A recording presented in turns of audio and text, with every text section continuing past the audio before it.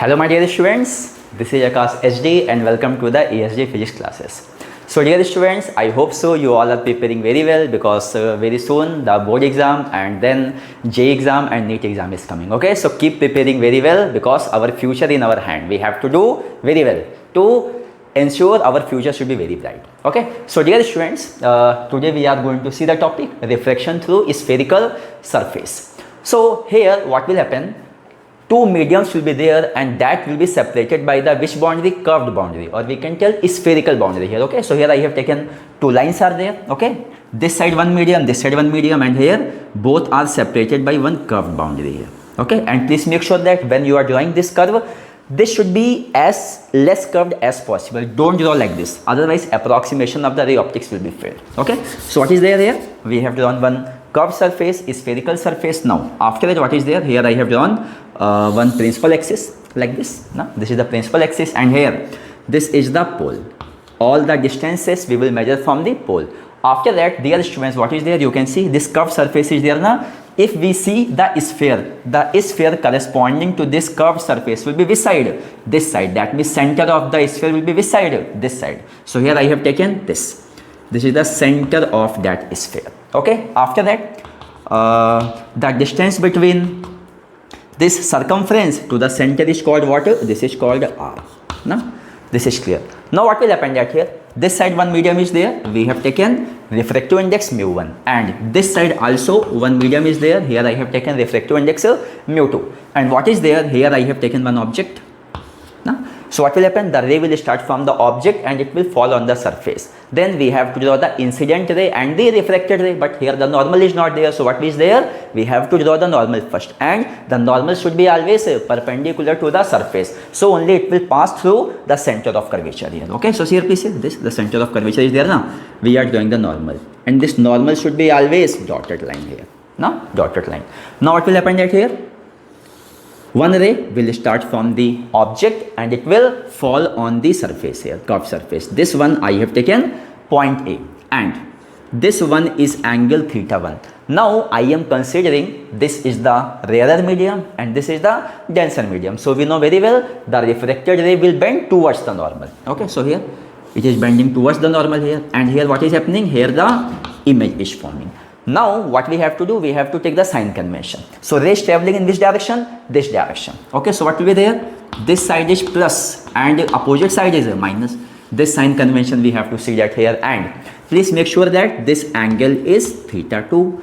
Now after that what we will do? This is the object. All the distances we are measuring from point P. So the distance of the object from point P I have taken U. After that, the distance of the image from point P I have taken V. Now after drawing the diagram we have to write the introduction that will appear on your screen. We will just do the mathematical part. So what we will do now? We will apply the Snell's law. Snell's law at point A. Snell's law at point A. So what will happen? According to Snell's law, the product of refractive index and the sine of the angle will be constant. So this side mu1 angle theta1. So we can write here mu1 into sine theta1 is equal to mu2 into sine theta2. Okay, we'll write here now. Now, if these rays are paraxial rays means what is there? If the ray is very close to the principal axis, then this angles theta1, theta2, and this angles. This is alpha, this beta, and this gamma. All these angles will be very, very small. Okay. So what will happen that here for paraxial rays? Now please make sure that which rays? This derivation is applicable for the which rays? For paraxial rays here. So for paraxial rays, what will happen that here? See, this sine theta will be approximately theta, or we can write the tan theta also. Now this approximation we will use here. So this will come here. Mu1 into theta1 is equal to mu2 into theta2. We'll make it here equation 1. Now dear students, we will just use some geometry. Trigonometric geometry here, or we can tell the geometry in a triangle here. Okay, so what is here? Just see here, please here. If I talk about here in triangle, this triangle I am taking here. See, AOC. Okay, in triangle AOC. So we know very well the sum of the interior angle, that means alpha and beta, this should be equal to what? Exterior angle. That means we can write here alpha plus beta is equal to, alpha plus beta is equal to what? Theta 1. Is it? Equation 2. After that, one more triangle. Kindly guess which triangle we are talking about here? This triangle here. See, IAC. IAC. Which triangle I have taken here? IAC. Or I will write here, okay, in triangle AIC. Anything? Same only. So here what will happen that here? Which two angles are interior angles? This gamma and theta 2. So what will happen that here? See here please. Gamma plus theta 2 is equal to exterior angle beta. Okay.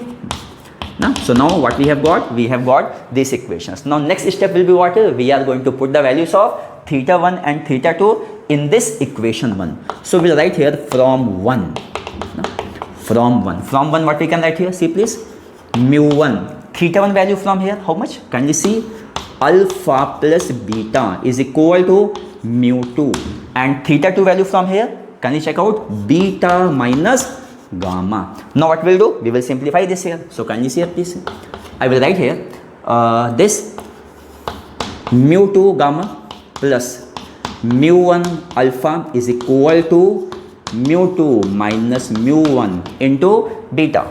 After that, what we will do here, as I told, which rays we are doing the derivation? We are doing the derivation for the paraxial rays. And this theta is what? Approximately tan theta. So here also, I will write here, this gamma will become here tan gamma plus alpha will become here tan alpha, and here this beta will become here tan beta. Now, you know what we are going to do? We are just going to get the value of tan gamma, tan alpha and tan beta one by one. Okay. So I will write the values here. Okay. Just kindly see very well. So see here please here. If I write the value of tan gamma means which triangle I am talking about here? This one here. IAP. But this is not the triangle. So what we have to do here? We have to draw one perpendicular here. Okay. One perpendicular. And let's take what is there? Point M. And you know what I told in the starting of the derivation? This spherical surface will be as less as curved. Means as less as small curve. That means so that this point M and point P should be very, very close, and we can use our trigonometry here. Okay. So if the curve is very less curved, this is a very less curved, very less spherical. So what will be there? This PM will be approximately 0. That means point P we can consider approximately M. So what we can tell? Tan gamma in the triangle AMI. Just guess it please. What will happen? This will be AM by opposite by adjacent MI. Okay. Similarly, if I write the tan alpha, next one, tan alpha. For tan alpha, which triangle we have to choose? Can you see here? For the tan alpha, this triangle here, OAM. In triangle OAM. Again, opposite by adjacent. So it will become here AM by MO or OM. But distances we are measuring from the pole. So we'll write here MO. Okay. Now, at last what we are going to see? We are going to see the tan beta. Tan beta, for tan beta which triangle we have to see? This triangle AMC. So opposite by adjacent. So opposite means AM, adjacent means MC. So we'll write here AM by MC. Now what we are going to do? We are just going to put all these values here in this. Okay. So just let me write here. This is the, say this. This is the mu 2. Mu 2 is there. Put the value of tan gamma. See, I have written the first itself. I have calculated tan gamma here. So AM by MI plus next one mu 1 into tan alpha. Okay, so this is the mu 1 tan alpha value. See from here. Next one AM by MO equal to mu 2 minus mu 1. And which value we have to put? We have to put the value of tan beta. Tan beta how much here? AM by MC. Okay, see. Now both the sides you can see what will happen. This AM and AM will cancelled out, went. Now, hence, final expression here. Mu 2 by, what is MI? M to I distance is what? V. So, mu 2 by V plus mu 1 by M to O distance, M to O plus U or minus U? Minus U. Students, what is this? This is the minus U here. Okay? Mu 1 by minus U is equal to mu 2 minus mu 1 by, this is the mu 2. Okay? This is the mu 2 by, what is MC? M to C distance is R. Okay, and you know very well here, this plus and minus will become minus. Okay, so this plus minus will become minus here, and I will write here minus. So we have got the expression of refraction through the spherical surface. What is the main formula? Mu2 by V minus mu1 by U equal to mu2 minus mu1 by R. Dear students, you have to remember one thing. Sometimes what will happen? This may be rarer, this may be denser, or maybe this is the rarer, this is the denser. So we have to be very careful what is the mu1 and mu2. What is the mu1? Mu1 is the medium from which the light ray is coming, and mu2 is the medium to which light ray is going. So if you will remember this basics, you can solve all the numericals. Okay, dear students? So if you have understood this video very well, just kindly subscribe to my channel. Thank you so much.